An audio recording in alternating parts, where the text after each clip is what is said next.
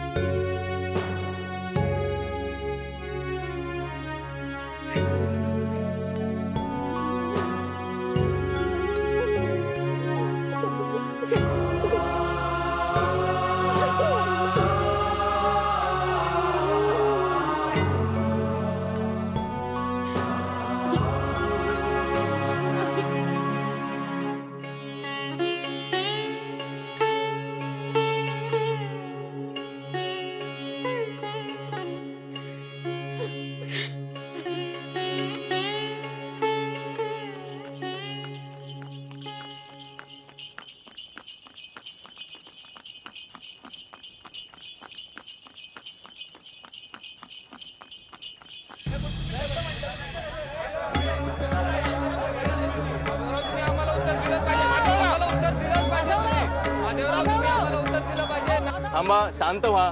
शांत व्हा, कृपया शांत व्हा. थांबा, शांत व्हा.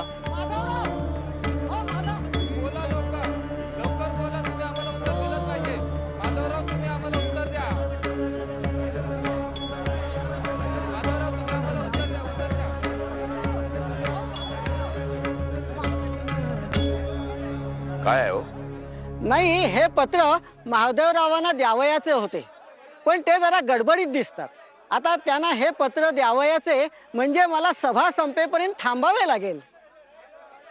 ते माझ्या परिचयाचे आहेत. सभा संपल्यानंतर मी देईन त्यास.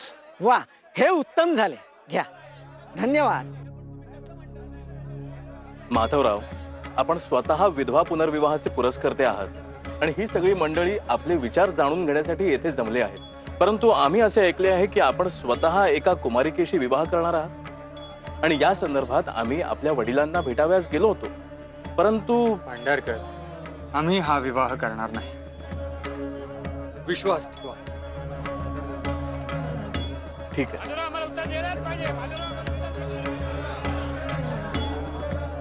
हे पहा, इकडे लक्ष द्या.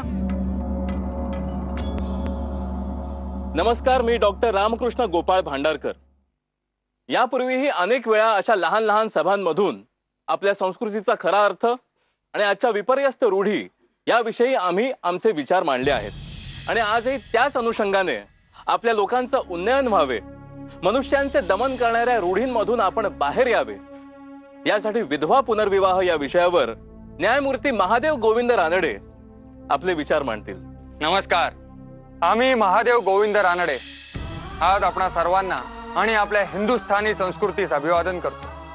परंतु अत्यंत दमनकारी, मनुष्यांच्या प्रगतीस कुंठित करणाऱ्या, मनुष्यांच्या नैसर्गिक भावभावनांचा कोंडमारा करणाऱ्या विपरीत रूढी म्हणजे आपली संस्कृती आहे काय? अहो, मृत्यू हा कोणाच्या हाती असतो, तरीही एखाद्याच्या मृत्यूचे खापर त्याच्या दुःखी पत्नीवर फोडून तिला विकेशा करून तिचे जीवन अंधारमय बनवणे हा कोणता न्याय?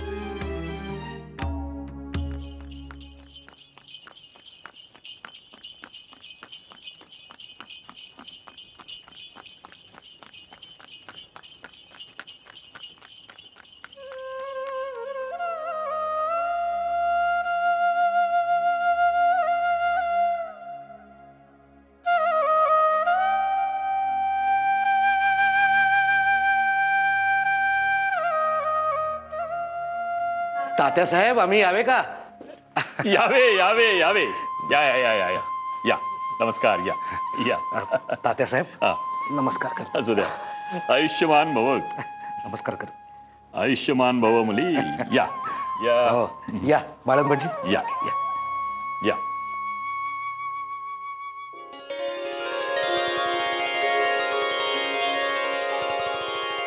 वहिनी, अण्णासाहेब कुर्लेकर आलेत.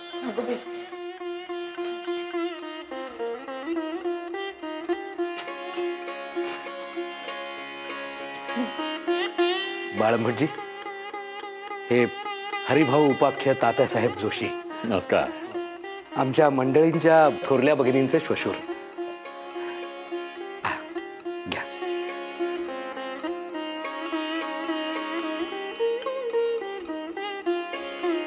या आमच्या थोरल्या सूनबाई म्हणजे यमुनेच्या मावशी.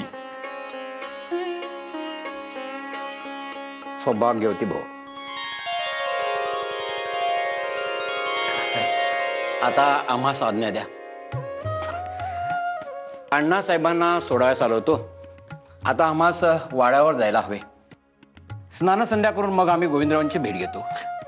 बाळंभटजी, गोविंदरावास यमुनेस आपण निश्चिंत असा, काही काळजी करू नका. यमुनेस पाहव्यास येण्यापूर्वी गोविंदराव निरोप धाडतीलच. आपण निश्चिंत असा. येतो आम्ही. येतो. या. नमस्कार. अण्णासाहेब, बाकी यमुनेश सोबत आणले ते फार बरे केले. तेवढीच पुण्याची सवय होईल तिला. नाहीतरी आता तिला पुण्यातच राहायचं आहे. काय यमुने, राहणार ना पुण्यात? होय, तर आता पुण्यातच सोयरीक होते आहे. त्यात मावशीचे घर म्हणजे दुसरे माहेरच. त्यामुळे आमच्या जीवास घोर नाही. घोर कसला त्यात? आमची यमू आहेच मुळी हुशार. मावशी, बाई यमे, किती मोठी झालीस का तू? अण्णासाहेब 4 सालांपूर्वी पाहिले होते हीस. आता तुझं लग्न आहे ना? जा, जा, खेळ. चला. अण्णासाहेब, यमुना बाळंभटांना पसंत पडलेली दिसते. होय, शिवाय पत्रिकाही जुळतायत. आणि तात्यासाहेब, बाळंभटजींचे आणि आमचे सूरही उत्तम जुळले आहेत. मोठा नेकीचा आणि जबाबदार गृहस्थ आहे.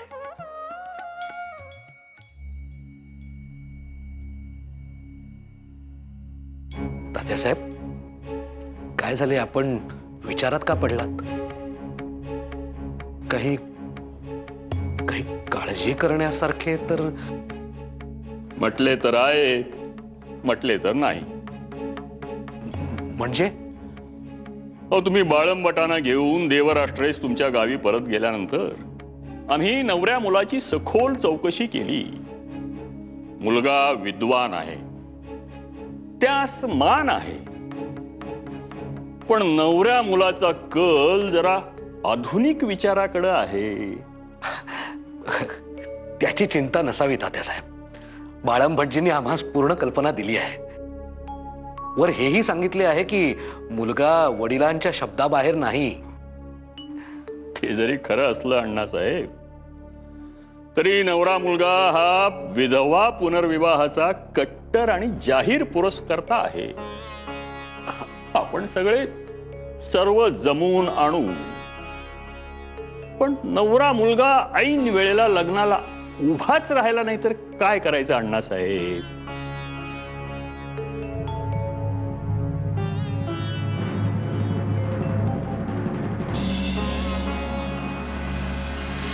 सागरेश्वरा, कशी आहेस ग तू यमू?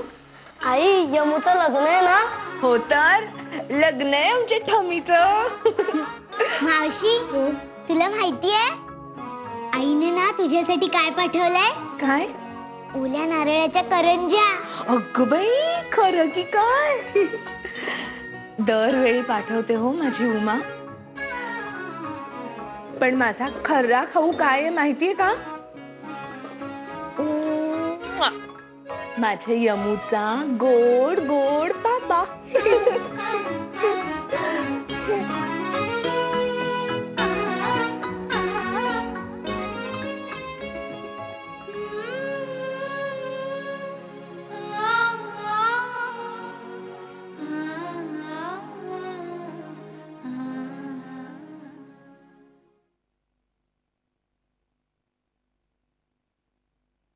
ज्ञानेश्वर माऊली ज्ञानराज. पांडुरंग, जी माधवराव माडीवरती आहेत? नाही जी, कचेरीतून अजून आले नाहीत. अजून आले नाहीत? नाही, बाळंभटजी आलेत. बाळंभटजी, सगळेजण तुमच्या वाटेकडे केव्हापासून डोळे लावून बसलेत. काय बातमी आणलीत? भाऊसाहेब, मुलगी पसंत आहे. अहो, काय सांगताय काय? काय सांगताय काय? मुलगी पसंत आहे? वा वा वा वा. अहो, ऐकलं का? जरा सर्वांनी बाहेर या. हो बघा, बाळंभटजी काय म्हणतायत? मुलगी पसंत आहे. वा वा. भाऊसाहेब मुलगी हुशार आहे, तिच्यावर उत्तम संस्कारही झाले, शालीनही आहे, प्रसंगी धीटही आहे. 2 वार राहून आम्ही समस्तांचीच वागणूकही पाहिली आहे. भाऊसाहेब, आपणास रुचेल असे सर्व काही आहे. वा वा, उत्तम उत्तम. काय ना बाळंपटजी, आपले खटले जरा मोठे आहे. म्हणजे वाड्यावरती सातत्याने 5-50 माणसे वावरत असतात. करविरास आहेत ती वेगळीच. आतापर्यंत आम्ही हे सगळे सांभाळले, अगदी आनंदाने सांभाळले. पण ही जबाबदारी कधी ना कधी माधवाच्या खांद्यावर देणे कर्मप्राप्त आहे. म्हणजे अगदी आजच नव्हे, पण कालांतराने. तेव्हा माधवास योग्य अशी पत्नी असायला हवी, म्हणजे हे सर्व सांभाळणारी, सर्वांशी मनमिळाऊपणाने वागणारी, नाही का? हो भाऊसाहेब, त्या दृष्टीनेच आम्ही मुलीची पारख केली आहे आणि ती 100% पसंत केली आहे. मुलगी गुणी आहे आणि मुख्य म्हणजे प्रसन्न चित्त आहे. गृहलक्ष्मी अशीच असायला हवी. बरं, वा, संतोष वाटला. उत्तम. अण्णासाहेब मुलीच घेऊन आल्यात. तात्यासाहेबांकडे मुक्काम आहे, म्हणजे मुलीच्या मावशीकडे. मग विलंबच नको, आम्ही तातडीने पाहावयास येतो असा निरोप धाडा. बाळंभटजी, आणि अगदी नजीकचा मुहूर्त काढून ठेवा हो. म्हणजे मंगल कार्यास विलंब नको. हो. अहो, मुलगी तुम्ही पसंत केली म्हटल्यावर विवाह हा निश्चित. आम्ही काय फक्त शिक्कामोर्तब करणार. काय बाळंभटजी? उत्तम उत्तम. जावई बापू, सारे उत्तमच आहे, पण ज्याचे लग्न ठरविता आहात त्याचे मत घेतले का?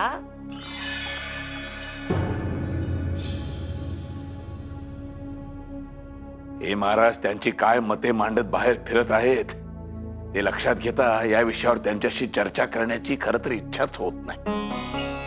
ते जरी खरे असले तरी मुलगा लहान नव्हे, हे विसरून कसे चालायचे?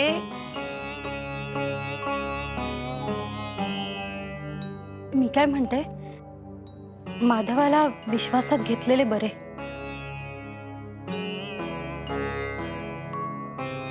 ठीक आहे, आपल्या सर्वांचेच म्हणणे असेल तर एकदा विचारून पाहू. मागावून बोल लागाव्यास नको. धाकले मालक आलेत.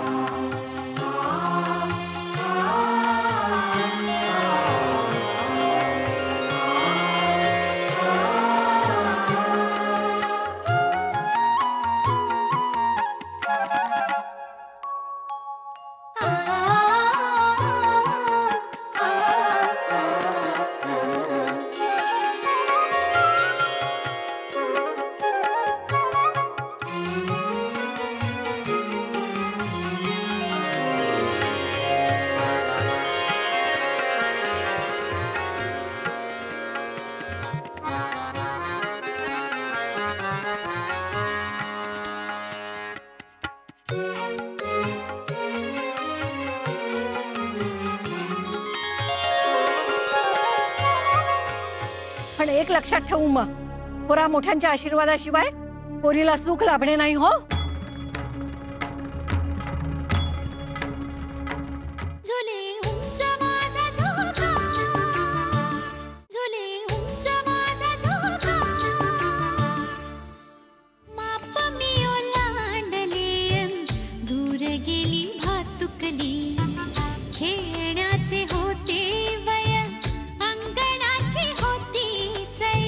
सोवळ्या मनात माझ्या भरेना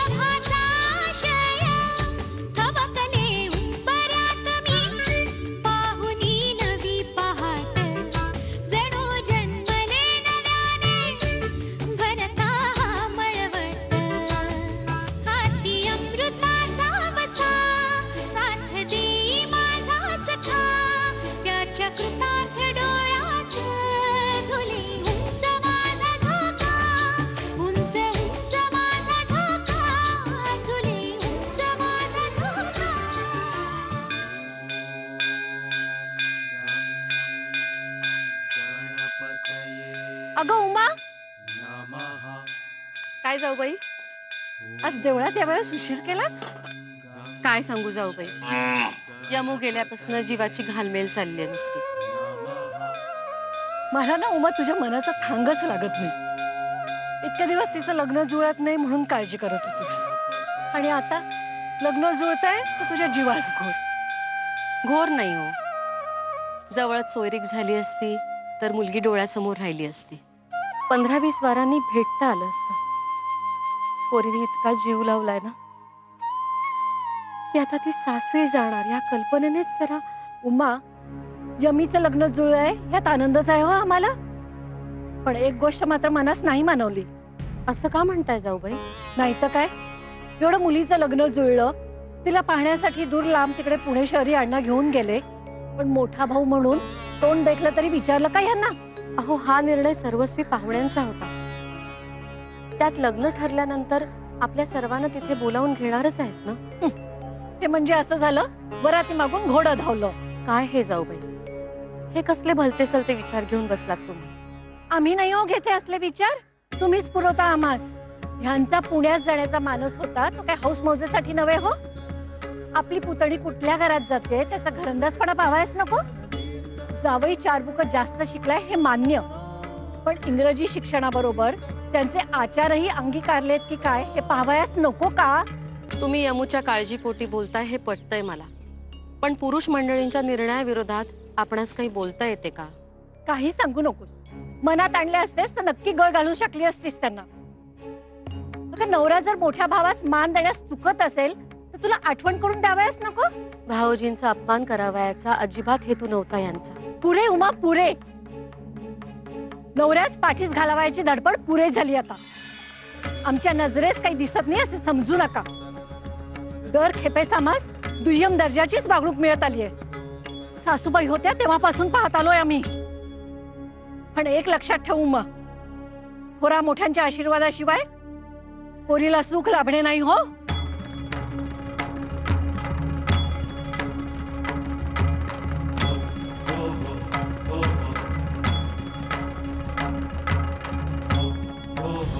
तो विधवा विवाहाच्या विचाराचा भुंगा तुमचं मन पोखरतोय ना. तात्यासाहेब, माधवरावांनी विवाहास नकार.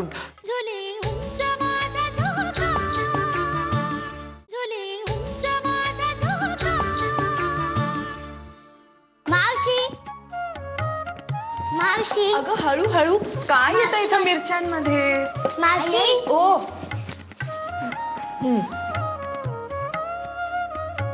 चला, सांभाळून मिरच्या आहेत खाली. अण्णा, अण्णा, अण्णा, अण्णा, अण्णा. अण्णासाहेब, मुलांना बाहेर फिरावया जावयाचे आहे. आपणच मामूंजींना विचारून. हो, हो, अण्णा, जाऊया, जाऊया. जाऊया, पण मग नंतर जाऊ, आत्ता नको. अण्णा चला ना, आताच जाऊ ना अण्णा. खरंच फिरून यावे आपण. यमुना ही प्रथमच पुण्यास आली आहे. श्रीमंत पेशव्यांची ही पुण्यनगरी विद्येचे माहेरघर आहे. पाहू दे यमुनेस. हो,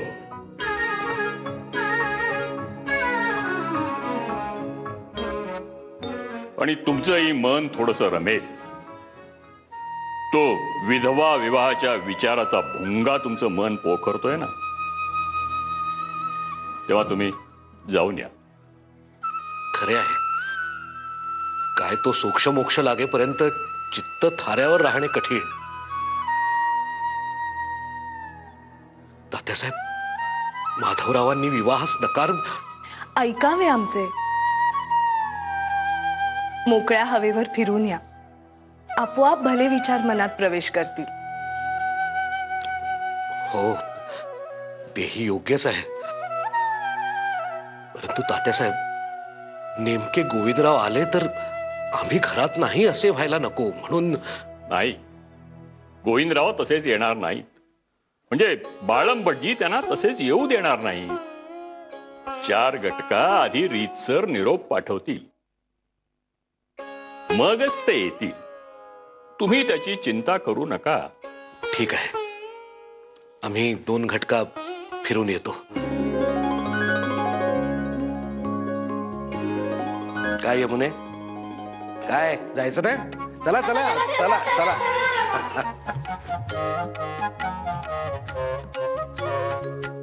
मावशी तू पण चल ना आमच्या सोबत. अगं मी आले तुमच्या बरोबर तर तुझ्या आवडीचे गोडधोड पदार्थ कोण करील इथं? तुला पुरणपोळ्या आवडतात ना माझ्या हातच्या? तुम्ही या हं फिरून. आलात ना की वाढते गरमागरम. हं आय्या पुरणपोळी